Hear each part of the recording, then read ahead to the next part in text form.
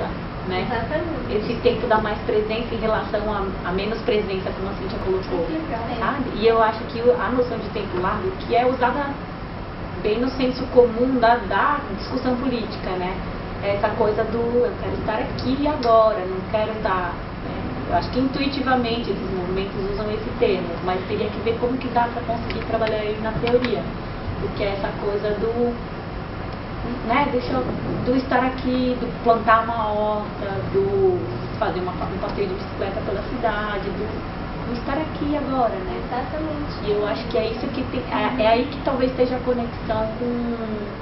Porque é o tempo largo como resistência à velocidade, né? Então o estar aqui como ação social de resistência ao veloz, digamos assim, ao atropelo, ao sequestro, né? Até do ponto de vista da cultura, assim, está proliferando uma série de casas pequenas, microcasas, assim, tem no Bexiga, na Lapa, uma série de casas que se dizem como espaço de sociabilidade mesmo, tem essa proposta, assim, então não é a convivência, é o estar ali no espaço, estar junto, Todos queremos o tempo largo.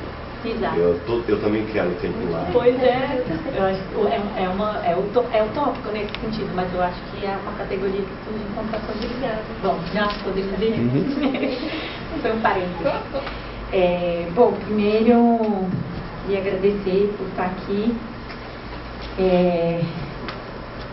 Essa semana eu defendi a minha tese de doutorado na segunda-feira, o professor Trilin estava na banca e me lembrou um pouco da minha trajetória no Sensible, então é uma honra muito grande estar aqui e nesse movimento de retomada da minha conexão com o grupo, que eu estou tentando voltar, concluindo a tese de doutorado, sendo ativista dessa área, trabalhando nessa área, sendo mãe, enfim, são muitos os desafios, mas eu estou tentando retomar as minhas atividades aqui no grupo.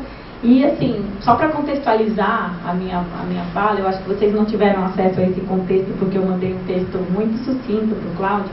Eu fiz a coisa meio no susto, porque falei, bom, não quero deixar de participar, mas eu vou mandar o que eu tenho aqui. E formulei uma coisa muito rapidamente, na velocidade, para poder garantir a minha participação. Mas queria contextualizar pedindo desculpa por eventuais imprecisões ou pelo caráter muito prático do texto, né? E pouco teórico. Eu acho que isso necessariamente fica faltando aqui para uma formulação que vem agregar a uma publicação, né? Esse texto ele é um fragmento da minha, um olhar parcial da minha tese de doutorado, né? Uma captura que eu fiz de um aspecto relacionado à velocidade da minha tese. E na minha tese de doutorado, eu tive que fazer uma mediação em relação a todas as discussões em relação ao edifício cibercultural que eu vinha fazendo no meu mestrado, porque eu estava chegando num campo novo, numa universidade nova. Então, o meu doutorado foi na USP, na Faculdade de Educação. E antes de começar o doutorado, eu fiz uma pesquisa de estado da arte, de tudo que tinha sido produzido em educação sobre tecnologias, e me pareceu que cibercultura era um termo que não existia, né, no repertório do campo da educação, e me pareceu que eu teria que fazer uma mediação, porque senão eu não ia ser praticamente ouvida onde eu estava chegando, né? As pessoas iam falar, o quê? Então, todas essas ressalvas têm que ser feitas em relação a esse trabalho, né? Foi uma tentativa de mediar, uma tentativa de levar a esse campo um repertório relacionado à cibercultura, esse texto ele é um panorama de alguns achados que eu fiz na minha pesquisa, né? Ele não traz uma discussão teórica e ele toma a velocidade como um pressuposto, um valor integrante da cibercultura, um valor inerente à cibercultura, que eu fui buscar nos documentos que eu analisei, né? Então, necessariamente fica faltando para a construção desse texto um tratamento teórico à questão da velocidade, primeiro como introdução ao tema na relação com a educação, segundo como um posicionamento teórico da pesquisadora, né, em relação à cibercultura e a sua relação com a velocidade, e terceiro, acho que a Angela colocou bem na primeira intervenção que ela fez, tentando dar mais organicidade à questão da velocidade no texto, porque eu acho que a velocidade ela pode ser uma questão periférica ou integrante dos nossos trabalhos, mas para essa obra ela tem que estar orgânica, porque ela é o tema principal de estarmos aqui, é o motivo principal de estarmos aqui e o tema principal dessa futura obra. Então vamos lá. Contextualizado, né, feito todo esse contexto, né, a apresentação se baseia então em um fragmento da pesquisa da tese que buscou mapear as representações simbólicas, valores, sentidos, atribuições em geral, acerca da moderna socialização escolar, que é uma categoria por mim criada, que pode ser entendida enquanto processo de adesão da escola ao regime cibercultural. E aí já veio a primeira mediação que eu tive que fazer. Essa categoria, ela é moderna socialização escolar, porque em todos os trabalhos que eu analisei, praticamente todos, não vou generalizar, do campo da educação, o moderno ainda era uma questão em contraposição ao tradicional, né? E no máximo se falava em inovação, mas cibereducação, por exemplo, não, né? Então, para dialogar com o campo da educação e para provocá-los a pensar sobre a condição cibercultural, essa categoria que ainda tem moderno, né? Então, o moderno aqui no sentido do up-to-date e não no sentido do moderno, da modernidade. Sabe-se que a cibercultura, enquanto regime societário, possui modos próprios de funcionamento, suas engrenagens, e valores também próprios. Entre eles, a inovação tecnológica, a inclusão digital, a velocidade por si só, a eficiência, a interatividade, a conectividade, a mobilidade, a visibilidade, a flexibilidade e o desejo por mudança, o progresso, a transformação e o lúdico, que alguns colegas falaram aqui na apresentação anterior. Esses são valores, tanto que dizem respeito ao edifício da cibercultura, às engrenagens da cibercultura, quanto encontrados nos documentos que eu analisei na minha tese. A investigação analisou as representações simbólicas da socialização escolar, ou seja, da ação educacional dentro da escola, né, em documentos de 4 campos sociais que possuem em comum o interesse na relação entre educação e tecnologias. Então, eu analisei documentos do poder público, de empresas, da mídia e da universidade propriamente dita, a academia que estuda esse tema. A partir do entendimento de que tais campos sociais compartilham dessa zona de interesse da relação entre educação e tecnologias, realizou-se uma análise de documentos desses 4 eixos institucionais. Então, eu analisei, ao todo, 86 documentos, entre eles notícias de jornal, conteúdos dos sites da Secretaria de Educação e aqui da Secretaria de Educação Estadual de São Paulo, que vale observar, tem se mostrado bem afinada com a agenda política do neoliberalismo, artigos acadêmicos das áreas de educação e comunicação e relatórios corporativos da empresa Microsoft. A partir de 86 documentos, então, que são distribuídos nesses quatro tipos. A partir dessa análise, foi possível concluir que existem alguns valores comuns que circulam entre esses diversos campos, por meio promovidos pela circulação de agentes e de instituições que se relacionam com 2 ou mais campos. Então, pessoas ou instituições que estão presentes em mais de um campo. Então, uma empresa que atua como empresa, mas que também tem uma ação social, né? O poder público que trabalha com políticas públicas, mas que estabelece parceria com empresas para viabilizar essas políticas. Então, essas circulações entre campos que eu pude constatar. E que essa rede de agentes, instituições e valores constroem uma trama de compartilhamento de valores ligados à cibercultura, entre eles a velocidade entendida como um valor simbólico, como uma questão simbólica. Uma das consequências do compartilhamento dessa zona de interesse e, consequentemente, de seus valores e sentidos é a transmutação destes em políticas públicas de tecnologização e de ciberaculturação, digamos assim, da educação, por meio da adoção de tecnologias e implementação nas escolas. Então, eu não fui até o chão da escola estudar como se dá a adesão, mas sim como que esse universo simbólico, construído sob a forma de um consenso entre múltiplos campos sociais, empurra, digamos assim, pressiona a escola a aderir às tecnologias. Na ação política de implementação de soluções tecnológicas para a modernização da escola, é possível perceber uma dinâmica macrosocial que pressiona a escola pela adesão do projeto cibercultural. A escola, para se modernizar, precisa ter equipamentos de última geração, professores capacitados, aspas, e uma gestão qualificada, aspas, que tem a ver com as questões da eficiência e da eficácia que o Luísa colocou. Isso precisa acontecer o quanto antes, pois o resultado esperado e aparentemente imediato são alunos mais interessados e uma melhor qualidade da educação.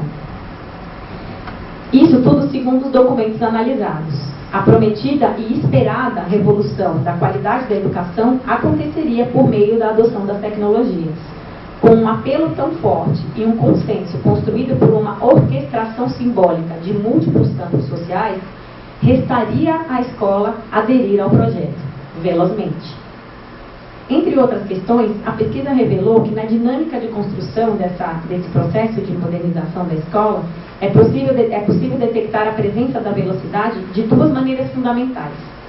Enquanto valor presente nos repertórios discursivos de cada campo social, e enquanto engrenagem da ação modernizante. Então, ela aparece enquanto valor atribuído a uma escola moderna, e ela aparece enquanto engrenagem do processo de modernização, que tem que acontecer rápido. Senão a escola vai perder o bonde da história. E vai ser a escola enfadonha, chata, desinteressante, que tem sido. Né? Então, essa primeira parte de contextualização, e numa segunda parte, eu tentei sistematizar como a velocidade é representada nos 4 campos sociais que eu analisei. Então, nos documentos do Estado de São Paulo, ela é representada, primeiro, como benefício. Então, ela vai trazer benefícios para a escola, agilizando a gestão, deixando a educação mais interessante, e também como agenda política. Eu acho que aqui a gente está falando a mesma língua quando a gente fala da agenda da eficácia, da eficiência, do mérito, que está contida numa dinâmica global de melhoria da qualidade da educação, uma agenda política que vem ali desde a década de 90. Nos documentos, então, isso para o Estado, benefício e agenda política. Nos documentos da empresa Microsoft, ela é representada e nomeada como habilidade desejada. Né? A empresa fala muito numa categoria que eles mesmos criaram, que é o poder digital. E esse poder digital seria concedido, digamos, às pessoas que desfrutam de promptidão, basicamente. Né? Capacidade de decifrar e reproduzir as senhas infotécnicas relacionadas ao manejo das ferramentas tecnológicas. E a empresa acredita que a educação que a escola e a educação é o locus social, digamos assim, de realização desse poder digital, de concessão desse poder para as pessoas. Nos documentos da mídia, a velocidade é representada primeiro como facilitadora das práticas educativas, que vem no bojo do que seriam as novas dinâmicas trazidas pelas tecnologias para as salas de aula. Então, a velocidade aparece como um valor junto com o lúdico, a mobilidade, a colaboração. Né? Isso tudo seria trazer dinâmica, agilidade, chegaria à sala de aula com as tecnologias.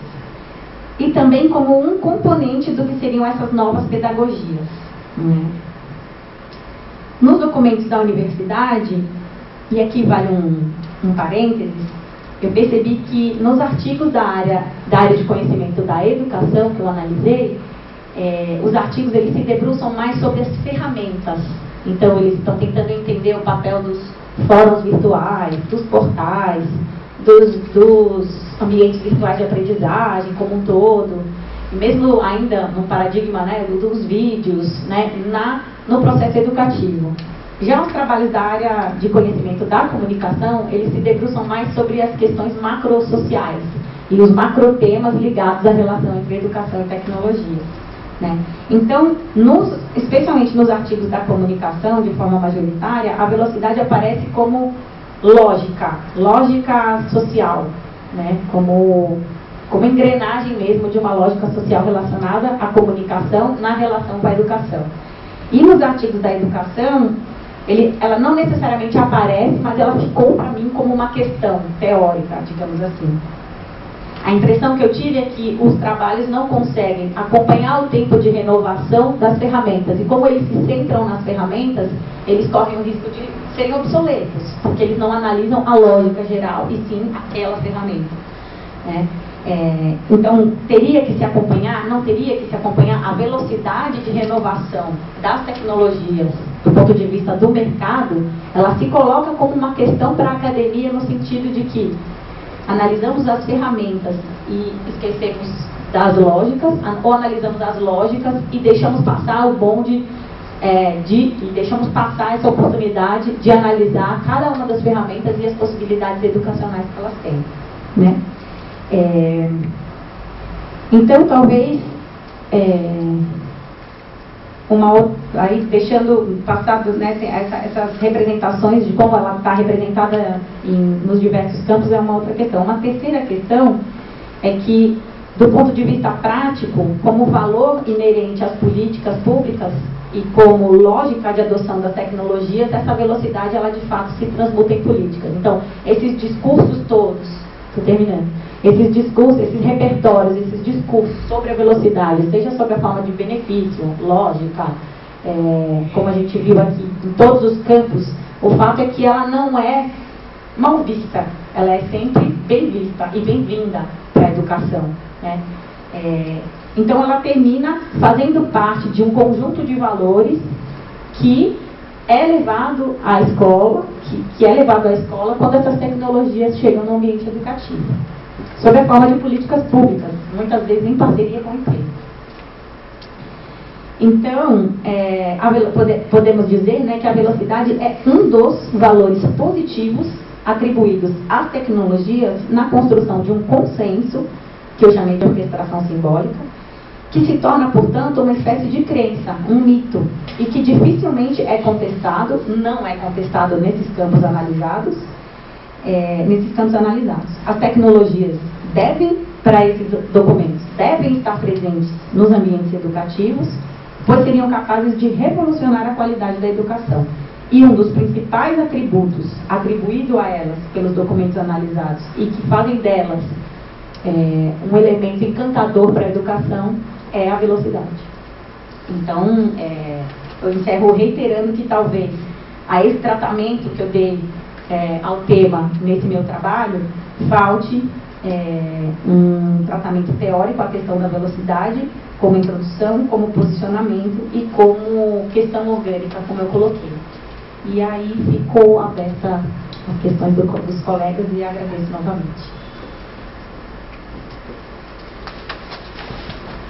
Bem, então nós vamos iniciar a fase das perguntas agora. Alguém tem alguma colocação? Alguém? Eu sempre estou... Ok.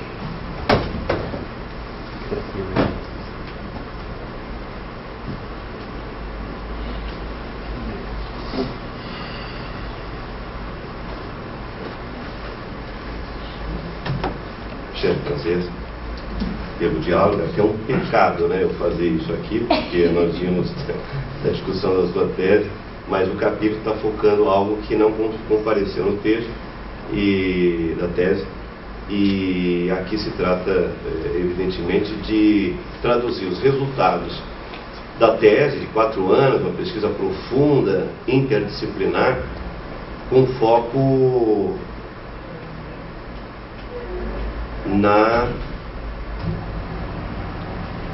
se não na perspectiva sociodramológica, etc., mas na questão da velocidade. Então, eu percebi que é isso que me importa, quer dizer, eu preciso ver que o capítulo, no que toca ao recorte temático trabalhado, não importa qual perspectiva, se o argumento é concordável ou discordável, mas se ele tem consistência, independentemente de qualquer outra consideração. Então eu vejo o capítulo bem recortado, ainda que o resumo tenha sido bem resumido, a fala bem situada, com base nessa sinopse sinalizadora, e uma autora bem focada. Quer dizer, poderíamos chamar o que você está admitindo como sendo a inserção da velocidade como valor nesse imaginário da escola hoje, como sendo a nova religião escolar, uma visão ufano-cibercultural de modernização do espaço escolar, modernização que já vem tarde, ela é regressiva. Até o termo modernização é desusável, né?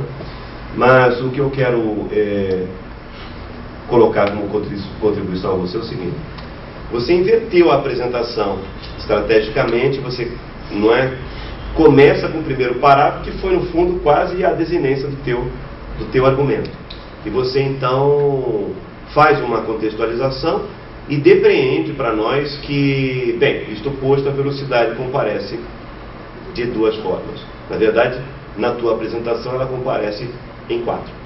E é isso que eu quero então lembrar para contribuir para o texto. Veja, a velocidade comparece de duas maneiras, e você leu de modo sucinto, porque o texto é mais prolongado. Quer dizer, como valor nos repertórios discursivos, como valor nos discursos que estão relacionados ao processo que envolve a adesão da escola ao regime cibercultural. É mais interessante chamar de regime, não de projeto cibercultural. E como a ação modernizadora da escola. Muito bem. Para que a escola não perca, como você disse, o bonde da história. Há um terceiro e um quarto, um terceiro sentido que envolve a inserção da velocidade nessa relação entre escola e sociedade, entre imaginário institucional escolar e mercado em que estão as tecnologias sempre desenvolvidas a cada par de anos. Há uma terceira que tem a ver com o que você coloca um pouco mais abaixo, já na página 2, no penúltimo parágrafo, que começa na ação política. Então, na ação política de implementação de soluções tecnológicas para a modernização da escola, é possível perceber, e aí vem o terceiro valor, uma dinâmica macrosocial que pressiona está em itálico, pressiona a escola a fazer a adesão ao projeto cibercultural já ponderado aqui. Então, se pressiona essa dinâmica macrosocial, se ela pressiona, então a velocidade comparece, por força do contexto social histórico, comparece como um valor que a escola incorpora e deve incorporar, por causa dessa pressão, mas então, no fundo, existe aí a velocidade como um imperativo cibercultural. É um imperativo cibercultural que inclui a velocidade interativa e que faz parte da empiria do discurso da época e que a escola deve abrigar de alguma forma.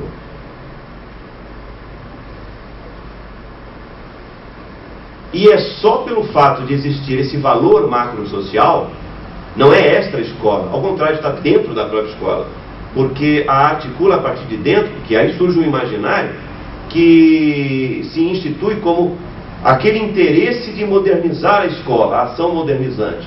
Você já mapeou. E também, evidentemente, se há essa intenção de modernizar a escola, de dar-lhe os equipamentos necessários, é óbvio que se deve formular um discurso, um repertório discursivo em prol dessa construção. E aí surgem os pleitos, as leis, os adendos aos orçamentos, etc, etc. E existe um quarto valor da velocidade que comparece no seu discurso, mas não mapeado explicitamente. E é isso que é interessante, é saber como a velocidade se aninha naquele recorte temático que é o capítulo desenvolvido. Como? E se nós sairmos daqui com uma sensação de que cada capítulo em desenvolvimento tem um foco bem assestado no modo pelo qual a velocidade se aninha, como ela se articula, como ela se engendra, que ela modifica, o que as pessoas fazem para poder, utilizando-a como recurso, o que as pessoas fazem para transformar suas práticas. No caso da Luísa, escapando ao biopoder, enfim, mas usando a velocidade. Esse quarto ponto, ele envolve o conflito silencioso entre uma democratização tecnológica do social, engendrada por interesses econômicos e empresariais, pela regulamentação do Estado, consortes nesse tipo de tendência, nós aderindo às tecnologias, enchendo o caixa das empresas, clicando, colaborando sem ganhar comissão alguma para as plataformas que capturam as nossas liberdades, servindo-se dela, pesquisa do Cláudio. Em cada clique, em cada perfil que abrimos, em cada blog, cada coisa que fazemos, nós reproduzimos esse tipo de modelo de vida que faz com que a nossa existência, a nossa presença tenha que necessariamente passar por uma tela, pela rede, pelo tempo real, e que nos apropriemos do outro exatamente como também nos fazemos espectros, como se isso fosse digno de orgulho, de uma vida plena. E nós dormirmos sem questionar se isso é parte da nossa infelicidade. Então, na realidade, existe, voltando, uma democratização tecnológica do social operada por interesses consortes, inclusive a adesão de milhões de pessoas no consumo, versus a dromo-inaptidão institucional do Estado. Uma dromo-inaptidão que é extensiva aos órgãos, às instâncias do campo educacional. Estou usando a palavra que você usou de Bourdieu, o campo.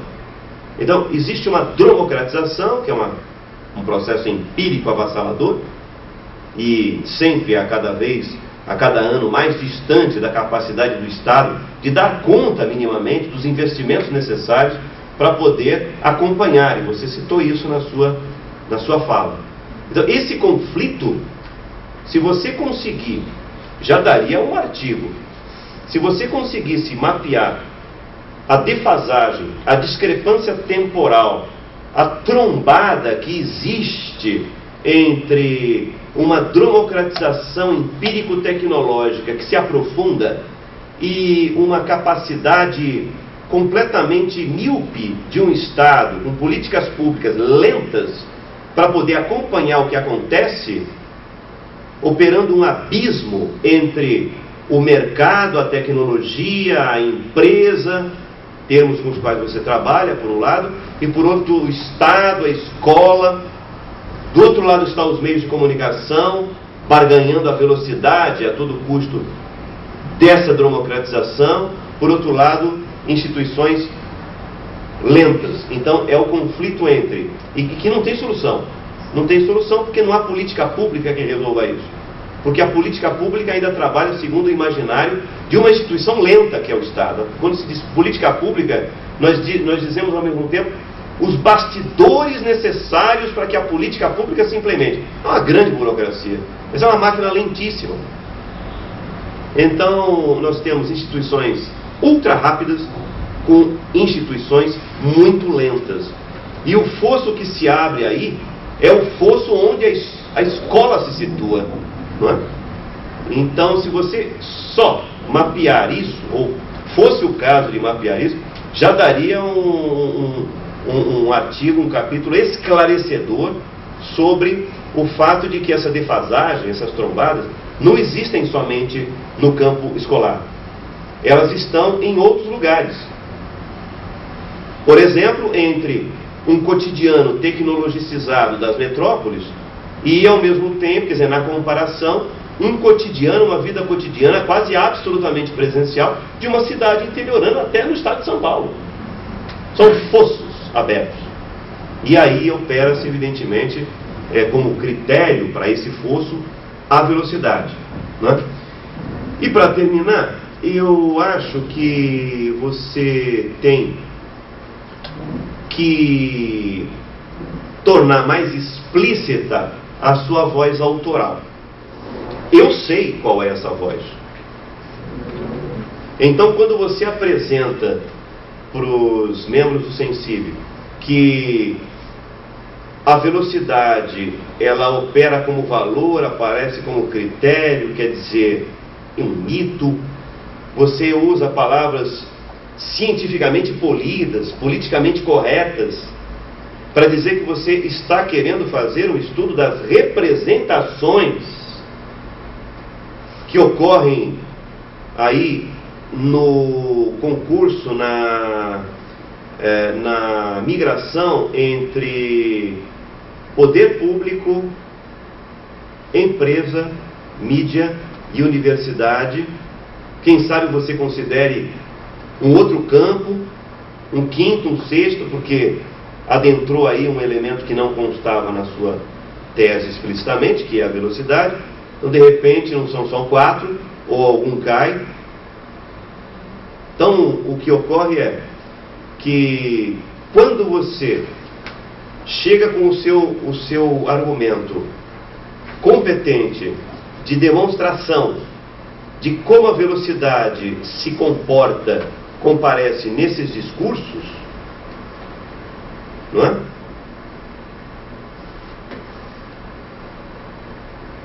A ambiguidade existente pode ser aquela que culmina no último parágrafo e que eu considerei ambíguo, mas eu entendo. Eu só quero te proteger, eu só quero, na verdade, te mostrar que você deve fugir dessa ambiguidade, justamente por ser científica, querendo estudar com pinça como a velocidade comparece, mas sem se envolver. Quase uma Michele diferente da dissertação de mestrado.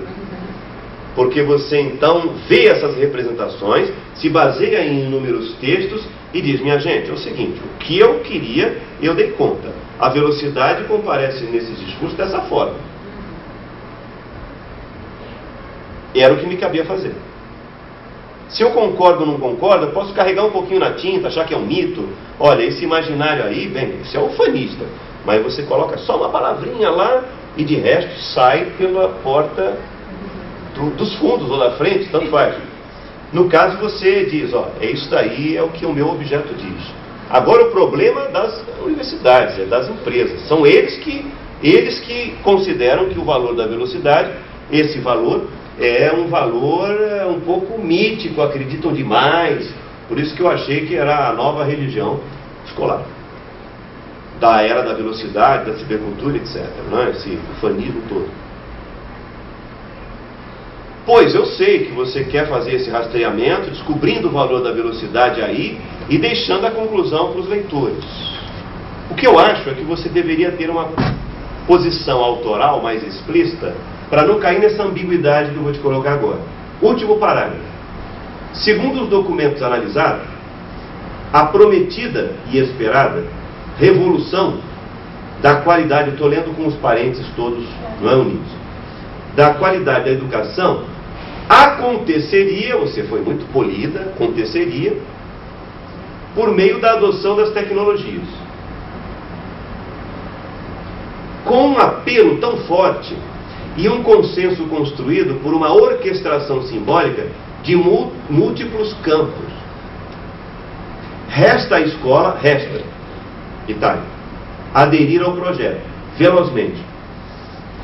Eu sei que no texto comparece como último argumento, mas você deslocou na apresentação e você colocou o primeiro parágrafo por último, como sendo a culminância. Na realidade, se constar assim no texto, eu vou ler o que eu anotei. À primeira vista, o argumento é ambíguo. Pode ser entendido como depreensão de discurso existente. Você conclui a respeito do que dizem os discursos. Não me comprometam. São eles que falam. Então, quanto a isso, o seu trabalho tem... o mérito está no fato de que você rastreia, descreve, apresenta e diz assim: o problema é deles. Eles são ufanistas. Mas você não diz. Ou a ambiguidade pode ser apresentado como conhecimento propositivo. Você diz assim: só resta à escola aderir ao projeto. Eu não sei se você está propondo. Dá a entender que quando você termina com velozmente, é você, a Michele, que está dizendo assim: minha gente, vamos atentar para uma coisa. a escola está perdendo, ela está perdendo o seu domínio, o seu espaço. Ela precisa criar em si uma aptidão institucional. Ela precisa aderir. Nós precisamos chamar a tecnologia. Nós precisamos que a escola seja veloz. Parece que então você está concordando. Percebe a ambiguidade? E eu sei que não é nada disso. Eu sei que não é nada disso. Né?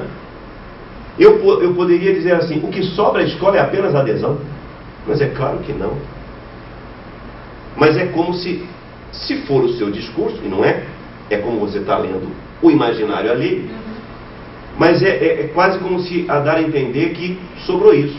Quer dizer, então o argumento é em prol dessa adesão. Nossa, tem um caminho longo aí para entrar pelas janelas laterais do teu texto e falar assim, escuta, eu não entendi. E eu sei que você não quer nada disso. Então, é um argumento propositivo ou apenas analítico-descritivo?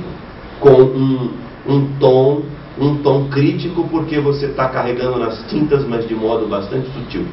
Né? Ou o texto pretende ponderar essa tendência, desconfiar dessa tendência, suspeitar da tendência de adesão. Né? De toda forma, eu creio que o seu texto não vai para o mapeamento das formas de velocidade diferentes entre a dromoaptidão institucional do Estado, que é lenta, e a dromoaptidão do Estado e da escola, portanto, e a dromoaptidão do mercado, da tecnologia, das empresas, dos meios de comunicação, que é ultra rápida. Né? Mas se você puder enxergar esse aspecto, é interessante.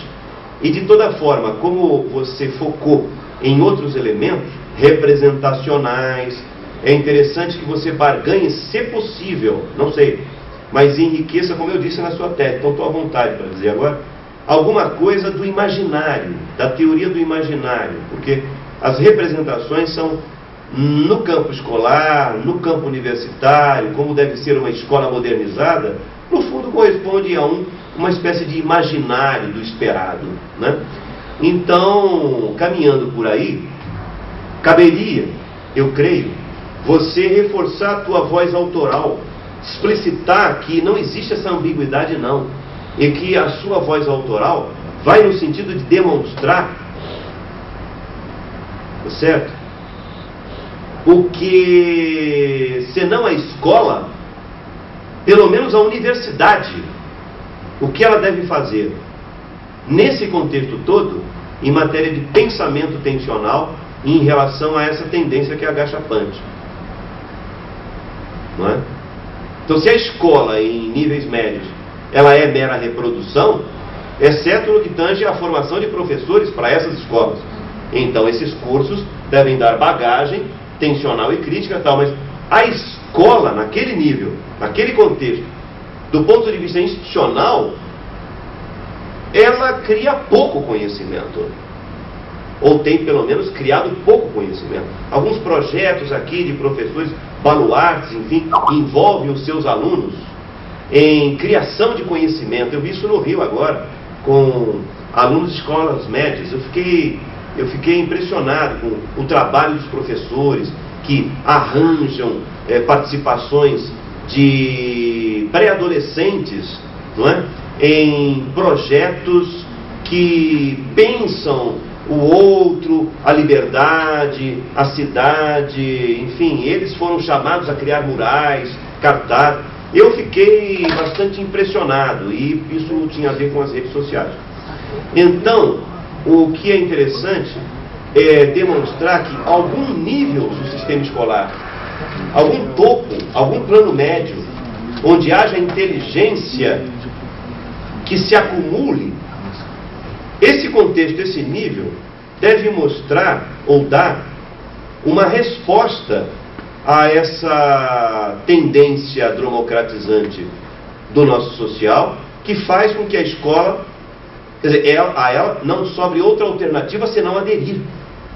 É quase como se estivesse a escola, como os indivíduos, rendidos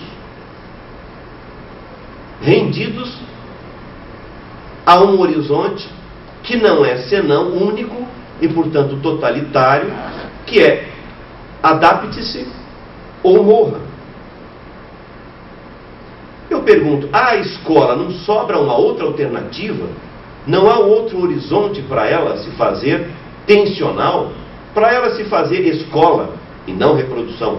Escola, pensamento, lugar em que se distribui saber, mas também se cria, em que se coloca as gerações vindouras, portanto a humanidade nascente, no plano de conhecimentos que são acumulados para fazer crescer o capital cognitivo da gente, mas não somente reprodução, para que elas peguem esse conhecimento e levem para frente, aplicando onde quiserem,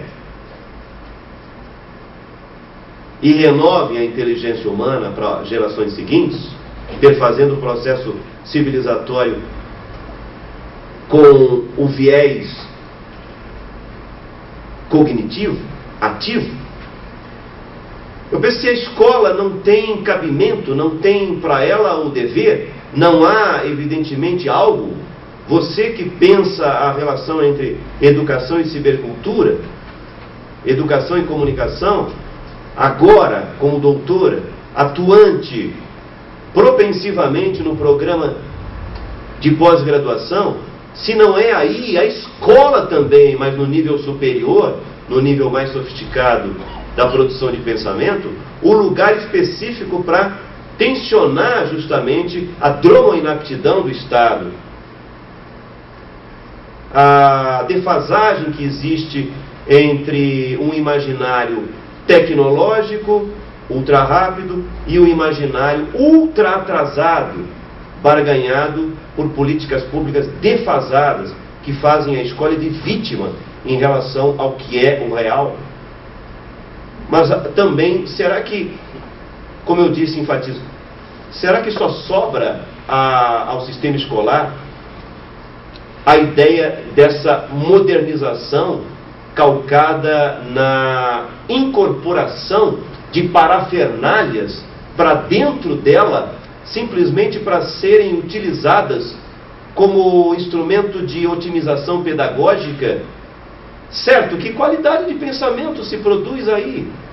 Que criação cognitiva de horizonte de futuro se dá para as gentes das novas gerações, simplesmente com uma modernização de tipo empobrecedor, que reduz tudo ao vetor tecnológico? Eu acho que o seu texto é o lugar em que isso deve ser bem trabalhado. Agora, eu te dei vários focos, para não perder um caminho, uma diretriz, e para, evidentemente, não transformar riqueza cognitiva, criatividade em dispersão, o que vai mais atrapalhar do que resolver o seu caminho argumentativo. Cabe a você dar uma olhada no que mais te surpreende como prioridade. E eu agradeço mais uma vez essa interrupção. A Heloísa quer fazer uma pergunta. A gente pode conectar com a Heloísa? Vamos ver se...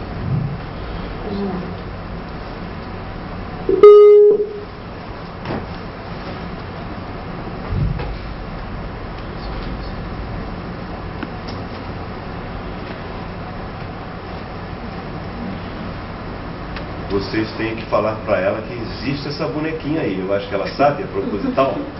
Ou ela simplesmente deixou? Ela sabe.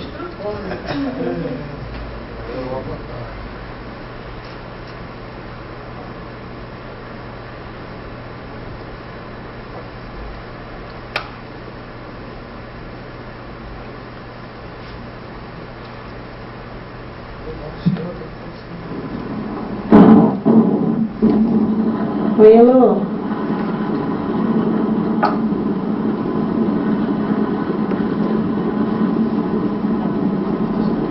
Oi, Olá. Oi, Elô, você ouve a gente? Oi, Michele, tudo bom? Tudo. Vamos para always in English, please. Vocês me ouvem?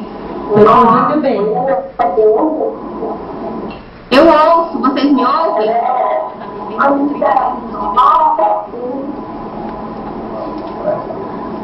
Você está me ouvindo com uns 30 segundos de delay. Caiu.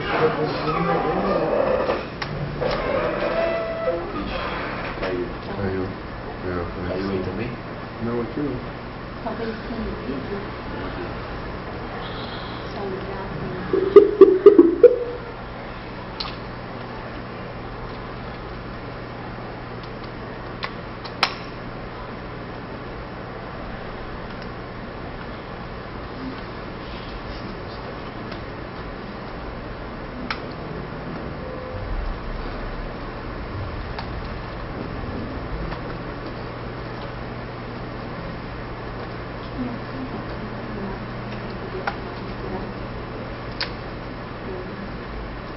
Isso.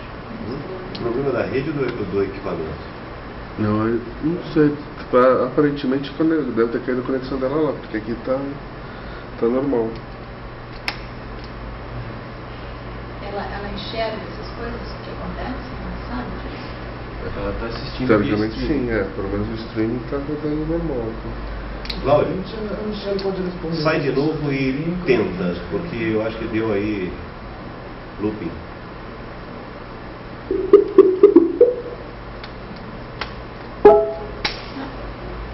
está conseguindo isso, não.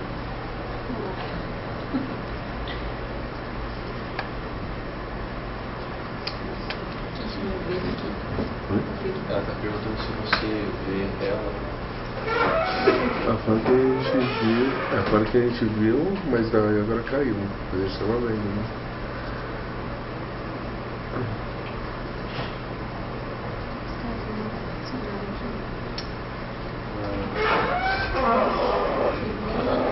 Depois da Heloísa. Oi, querido, tudo bom? Oi? Aqui, nesse auditório, continuamos até as 22. É um evento de grupo de pesquisa. Dá uma olhada se não é do lado. Tá bom, obrigado. É um evento que vai acontecer terceiro, né? Oi?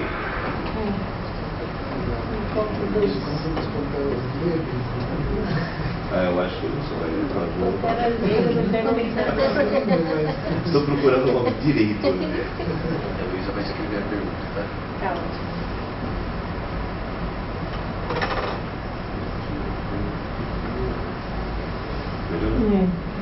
Tem mais alguém? Que aí a gente passa e ouve a Heloísa depois dos.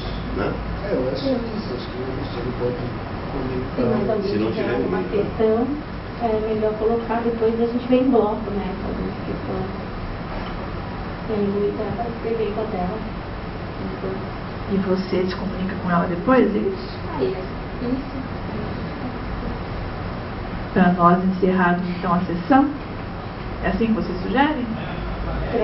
Enquanto ela vai escrevendo, ver se mais alguém da plateia tem mais alguma questão. E se não tiver. A questão comentário.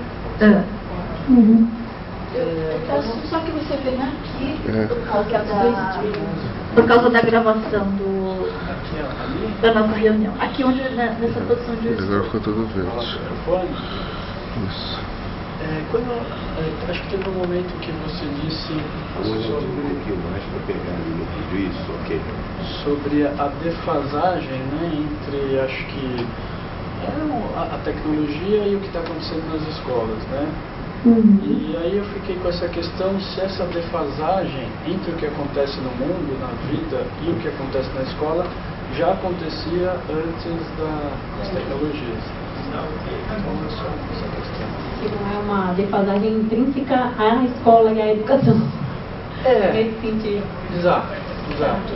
Ou desde quando vem essa defasagem e se a tecnologia entrando nas escolas não iria então suprir essa defasagem, porque essa defasagem não é em relação à tecnologia, é em relação ao que é ensinado nas escolas e o que é vivido na vida. Legal. Na verdade, assim, eu estou sempre me protegendo da minha, como o professor Trevi me provocou, porque mesmo nas minhas considerações finais, na tese, eu estou sempre me protegendo no que os documentos falam, né? Foi uma tese sobre as representações da cibercultura na educação, né? Nesses 4 campos sociais.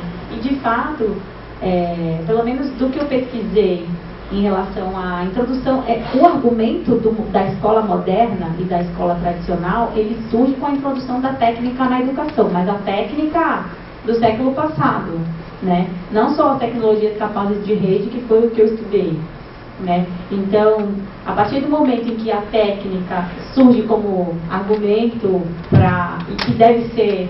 e que deve, como elemento da vida real, entrar na escola, a escola passa a ser considerada atrasada. Ser considerada atrasada, não é o que eu estou afirmando, né? Eu acho que aí eu teria que estudar mais e realmente ir até a escola para ver como que esse gap de fato acontece, porque o que acontece é fato, né? Mas o como teria ainda que analisar com calma. É o que eu estou pretendendo estudar mais para frente. Representação versus realidade da escola moderna e atrasada, né? Eu estou querendo estudar no primeiro pós-doc. A Heloísa já. Não sei se acertou da pergunta dela. Eu vou ler a pergunta dela. Primeiro, eu queria dizer que é um prazer ter a Michelle de volta. Fiquei muito feliz em ler o resumo dela. Também estou feliz. E queria, na verdade, fazer um comentário sobre a adesão aparentemente acrítica da escola como instituição à tecnologia. Há um livro chamado Futuros Imaginários, do Richard Barbrook. Você conhece? Não. Não conheço, Elô. Deixa eu ler o resto da pergunta. Ele diz que a ideologia capitalista podia oferecer, na década de 60, boas perspectivas para o presente, mas a ideologia socialista comunista oferecia um futuro imaginário, muito mais interessante. E como a adesão a uma ideologia está sempre relacionada a uma perspectiva de futuro, a esquerda teria vantagem nesse sentido. Acho que ela ainda está terminando a pergunta dela. Ou é um comentário e você já terminou, Elô?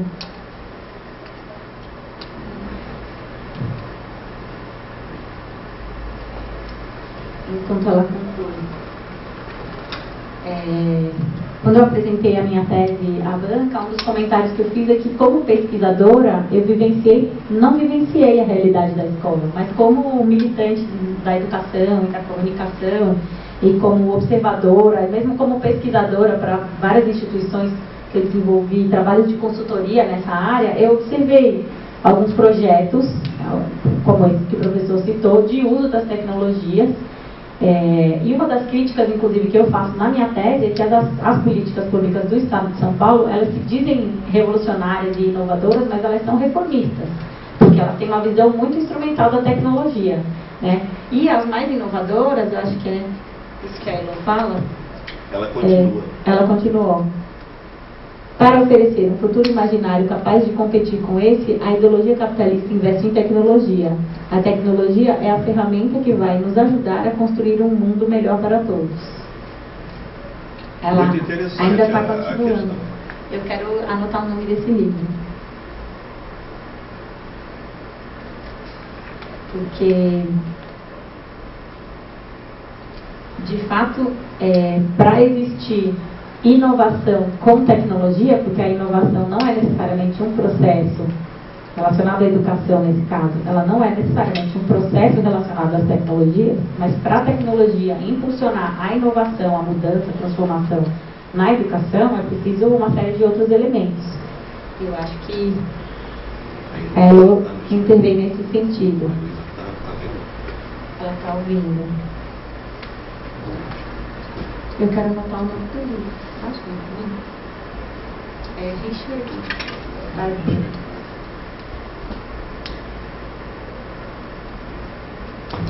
O que, na verdade, ela está querendo... ok.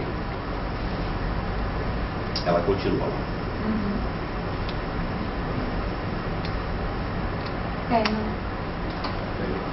Daí a tecnologia, muito especialmente a tecnologia da comunicação, é ponto fundamental dessa crença ideológica. É preciso tecnologia para que se possa acreditar num futuro melhor.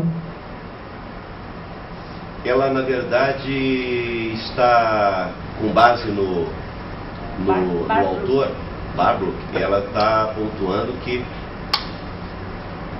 essa tendência de incorporar tecnologia ao cotidiano, e que é uma tendência à qual aderimos, e que a escola também, abrigando tecnologia dentro do seu espaço para otimizar a pedagogia, etc., tem um contexto prévio, e é um contexto de luta. O contexto de luta no terreno da política, aí nós temos de novo um capitalismo combatendo uma ideologia que teria levado a melhor, que é o comunismo, que apresentou um imaginário muito atrativo, um imaginário de futuro. Uma sociedade justa, uma sociedade fraterna, eventualmente sem Estado. E para concorrer com esse tipo de coisa, para não ficar para trás, o discurso passou a ser, e a prática também passou a ser a redução à tecnologia. E é onde nós nos situamos. Entendi. Contraditoriamente também, talvez, a apropriação da tecnologia por parte dessas forças de governo como estratégia de aprisionamento, para usar os termos do André.